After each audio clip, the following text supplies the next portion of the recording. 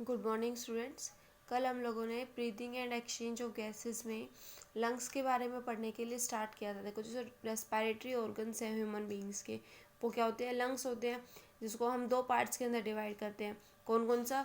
Respiratory tract and respiratory organ. ठीक है, तो जो रेस्पिरेटरी ट्रैक्ट था उसके अंदर हमारे पास में नोज आता था। नोज में क्या था? External layers, nasal chambers, nasal conchae, internal layers, pharynx आता था। उसके बाद फिर लैरिंग्स आ रहा था, फिर ट्रैकिया आ रहा था, एंड देन हम ब्रोंकाई तक पहुँचते पहुँचते कहाँ चले गए थे? लंग्स के अंदर हमने एंटर कर लिया था। ये क्या हमारे लंग्स है? दो लंग्स होते हैं, right lung and left lung. ठीक है, जो हमारा लेफ्ट लंग होता है वो लेफ्ट लंग क्या होता है? स्लाइटली स्मॉल होता है, या फिर हम बोल सकते हैं स्लाइटली अपर साइड में शिफ्टेड होता है। वो क्यों? क्योंकि उसे हार्ट को स्पेस देना होता है। हार्ट भी लंग्स के बीच में होता है, तो हार्ट को स्पेस देने के लिए वो थोड़ा सा स्लाइटली कैसा होता है? ऊपर की साइड में शिफ्टेड होता है। ठीक है, अब देखो, जो लंग्स होते हैं ना वो डबल मेम्ब्रेनस ऑर्गेनली है। डबल मेम्ब्रेनस ऑर्गन है। ऑर्गन क्या है? डबल मेम्ब्रेन, यानी कि दो मेम्ब्रेन होती है वहाँ पर। ठीक है, इन मेम्ब्रेन्स को हम कलेक्टिवली क्या बोलते हैं? प्लूरा बोलते हैं। इनको हम क्या बोलते हैं? प्लूरा। प्लूरा जो वर्ड है वो हमेशा लंग्स के लिए ही यूज़ किया जाता है। तो जो आउटर लेयर होती है ना उसको हम बोलते हैं पेराइटल प्लूरोन। आउटर लेयर को हम क्या बोलते हैं? पेराइटल प्लूरोन। और अगर हम इनर लेयर की बात करें तो इनर लेयर को हम क्या बोलते हैं? विसरल प्लूरोन। ठीक है, यहाँ पर दोनों जो लेयर्स हैं, मेम्ब्रेन्स हैं, इन मेम्ब्रेन्स के बीच में क्या है? कैविटी होती है। इसको हम क्या बोल सकते हैं? Pleural cavity. इसको हम क्या बोलेंगे? प्लूरल कैविटी बोलेंगे। और इस कैविटी में जो फ्लूइड फिल्ड अप होगा उसको हम क्या बोलेंगे? Plural field. प्लूरल फ्लूइड बोलेंगे। ये फ्लूइड कहाँ फिल्ड है? प्लूरल कैविटी के अंदर प्रेजेंट है। ठीक है, तो दो मेम्ब्रेन्स है, पैराइटल विसरा, पैराइटल और विसरल। ठीक है, इनको हम प्लूरोन्स, जो प्लूरा वर्ड है वो हमेशा किसके लिए यूज़ किया जाता है? लंग्स के लिए यूज़ किया जाता है। अगर हम लंग्स की लोकेशन की बात करें कि लंग्स कहाँ लोकेटेड है, तो जो थोरेसिक कैविटी होता है ना वहाँ पर लोकेटेड होता है। थोरेसिक कैविटी कौन सी होती है? सबसे ऊपर जो हमारे पर पास वर्टिब्रल कॉलम के अंदर बोन्स होती है उनका नाम को क्या होता है? सर्वाइकल बोन होता है। तो सबसे ऊपर सर्वाइकल रीजन होता है हमारी बॉडी का। उसके बाद जो थोरेसिक बोन्स आती हैं, तो इसी कैविटी वाले पोर्शन के अंदर, इसी बोन वाले पोर्शन के अंदर क्या है? थोरेसिक कैविटी रहती है। अब देखो, जो थोरेसिक कैविटी से बोन्स आती हैं वो लंग्स को इस तरीके से प्रोटेक्ट करके रखती हैं। आप लोग टच करोगे अपने बॉडी को तो आपको यहाँ पर इस तरीके की कुछ बोन्स दिखाई देंगी। ठीक है, इन बोन्स को हम क्या बोलते हैं? रिब्स। इनको हम क्या बोलते हैं? रिब्स बोलते हैं। रिब्स क्या करती है? हमारी बॉडी को प्रोटेक्ट करने का काम करती है। हमारी बॉडी के अंदर ये जो ऑर्गन्स है, लंग्स है, इसको, और जब लेफ्ट साइड के अंदर हार्ट प्रेजेंट होगा उस हार्ट को भी प्रोटेक्ट करने का काम करती है। ठीक है, यहाँ पर दोनों लंग्स के बीच में एक और आपको एक बोन दिखाई देगी। इस बोन को हम क्या बोलते हैं? स्टर्नम बोलते हैं। इस बोन को हम क्या बोलते हैं? स्टर्नम बोलते हैं। तो ये भी क्या है? रिब्स के साथ में अटैचमेंट रहती है और एक केज बनाने का काम करेगी, ताकि हार्ट को और लंग्स को उस केज के अंदर, उस पिंजरे के अंदर पैक किया जा सके। ठीक है, तो ये हमारे पास में लंग्स के बारे में हुआ। अब अगर हम देखें कि लंग्स के अंदर क्या है, देखो जैसे प्राइमरी ब्रोंकाइस, टर्शियरी ब्रोंकाई आके यहाँ पर ओपन हो चुकी थी और ये किसके अंदर कन्वर्ट हो गई थी? लास्ट में एक बैलून के जैसे स्ट्रक्चर थी जिसको हम क्या बोल रहे थे? एल्वियोलाई बोल रहे थे। ठीक है, इन एल्वियोलाई का क्या काम होता है? एक्सचेंज ऑफ गैसेस के अंदर हेल्प करती है। अब अगर हम बात करें दोनों लंग्स को एक साथ बनाएं तो देखो, एक लंग्स तो इस साइड में ही हो जाएगा और ये दूसरा लंग्स हो जाएगा। तो ये जो लंग्स है हमारे, इनके अंदर क्या होता है? देखो, ये लेफ्ट लंग है, ये थोड़ा सा स्लाइटली इस तरीके से ऐसे ऊपर की साइड में शिफ्टेड होगा।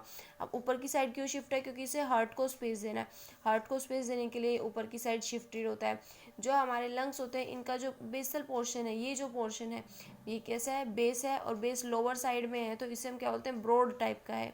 ये कैसा है? ब्रॉड है, फ्लैट एंड ब्रॉड है। जबकि ऊपर वाला रीजन जो अपेक्स है वो कैसा है? पॉइंटेड है। इन्हीं के साथ साथ यहाँ पर क्या होता है? एक मस्कुलर चीज़ होती है, उस मस्कुलर को, उस मसल्स को हम क्या बोलते हैं? डायाफ्राम बोलते हैं।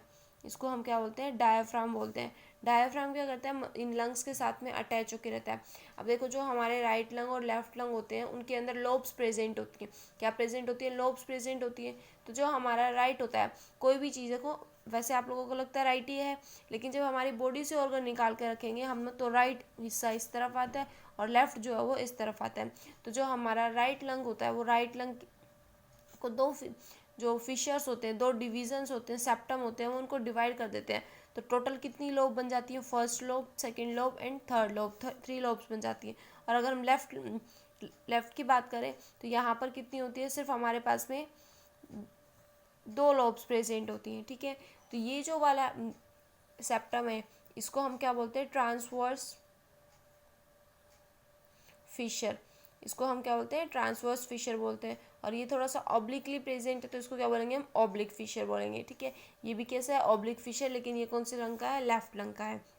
तो ये हमारे पास में लंग्स के लिए हो गया।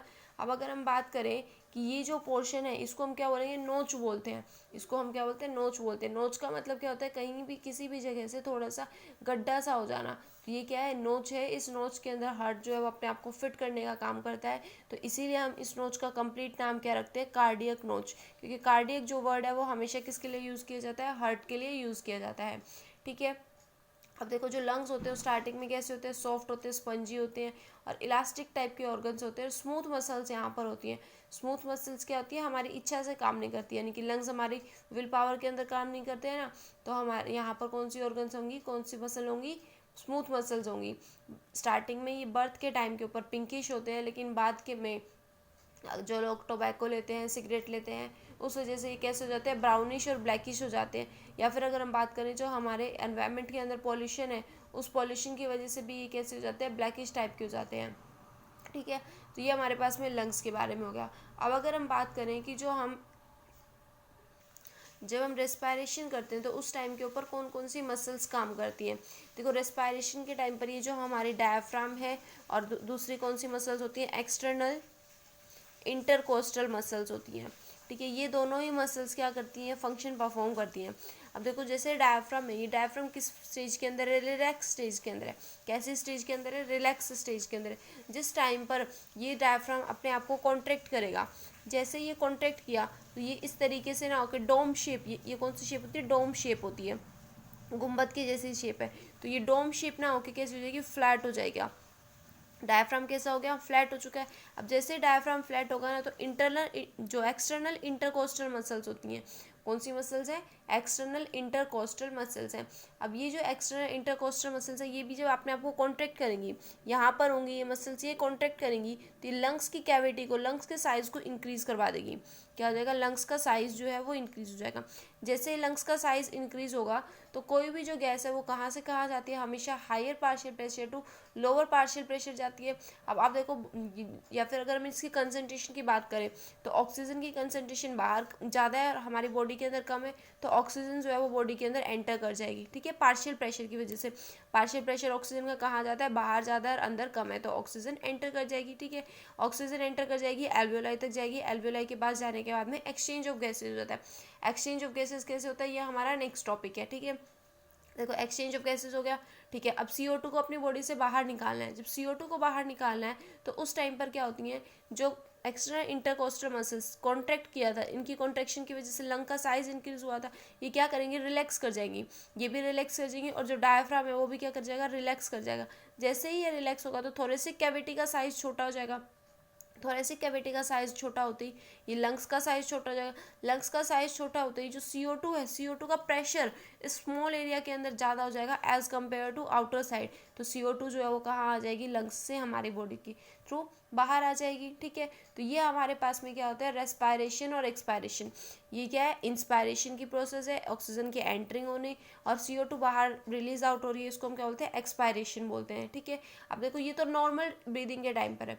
जब हम कभी भी कोई एक्सरसाइज कर लेते हैं या फिर कोई ऐसा काम करें जिसके अंदर हमें ज़्यादा ऑक्सीजन की रिक्वायरमेंट होती है, या फिर हम उसको क्या बोल सकते हैं, फोर्स्ड रेस्पायरेशन, इसको हम क्या बोल सकते हैं, फोर्स्ड रेस्पायरेशन। तो उस टाइम पर कौन सी मसल्स काम करती है, एक तो डायफ्राम ही काम करता है, और एक्सटर्नल इंटरकोस्टल मसल्स के साथ साथ में इंटरनल इंटरकोस्टल मसल्स भी काम करती है। इंटरनल इंटरकोस्टल मसल्स जब ये कॉन्ट्रैक्ट करेंगी तो जो हमारा लंग्स है, लंग्स का साइज़ इंक्रीज़ कर जाएगा, क्योंकि थोरेसिक कैविटी का साइज़ इंक्रीज़ कर जाता है। और जब लंग्स का साइज़, जैसे मतलब कि इंटरकोस्टल मसल्स जो हैं वो रिलैक्स करेंगी तो लंग्स का साइज़ भी डिक्रीज़ कर जाएगा, और यहाँ पर जो गैस CO2 होगी उसका प्रेशर इंक्रीज़ हो जाएगा, और ये CO2 कहाँ चली जाएगी, बाहर की साइड में मूव करना स्टार्ट कर देगी। तो ये हमारे पास में हुआ कि लंग्स कैसे अपने फंक्शन को परफॉर्म करते हैं, ठीक है। बॉडी के अंदर ऑक्सीजन एंटर करेगी। ऑक्सीजन एंटर करने के बाद में एल्वियोलाई में एक्सचेंज होगा, डिफ्यूज़न होगा गैसेस का। O2 तो ब्लड को दे दी जाएगी और CO2 ब्लड क्या कर रहा था, टिश्यूज से लेके आ रही थी, तो CO2 को यहाँ से गेन कर लिया जाएगा, एल्वियोलाइज के अंदर आ गई है। और जैसे ही लंग का साइज छोटा होगा, पार्शियल प्रेशर इंक्रीज होगा CO2 का, और CO2 को बाहर रिलीज आउट करवा दिया जाएगा। तो ये क्या है, हमारे पास में कंप्लीट प्रोसेस है, किस चीज़ के लिए, कंप्लीट मैकेनिज्म है किसका, रेस्पायरेशन का। अब देखो रेस्पायरेशन हो गया, तो रेस्पायरेशन में हमारे पास में अलग अलग टाइप की वॉल्यूम्स आती हैं, और ये जो एक्सचेंज हुआ गैसेस का ये भी आता है, ठीक है। तो इसके लिए हम नेक्स्ट पढ़ेंगे, ये हम नेक्स्ट कल पढ़ेंगे, ठीक है। अगर इसमें किसी को भी जो मैकेनिज्म हमने पढ़ा है इसके अंदर किसी को भी कोई भी प्रॉब्लम आती है तो मेरे से पूछ लेना, ठीक है। Thank you.